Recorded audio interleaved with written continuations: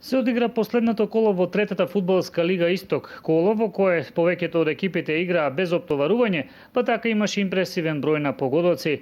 Вкупно 11 беа постигнати на надпреварот во Штип помеѓу екипите на Баби и Беласица, во кој домакините славеа со резултат 6:5.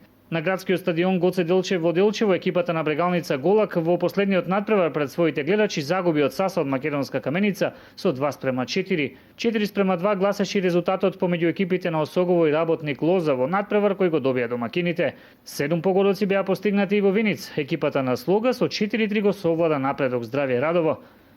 Во надпреварите со помалку погодоци, Академија Пандев нагости славеше кај тимот на Плачковица, додека надпреварот Карбинци Овчеполе заврши без победник 1:1. Морам да поздравам екипата и да ја кажам фала за сите што се борат за тимот, што го сакаат клубот и што сакаат да биде повторно ова градче да има второлигашки, па ако даде Господ и прволигашки фудбал. По ова последно коло и претходно информиравме дека екипата на Академија Пандев е новиот второлигаш со 62 бодови.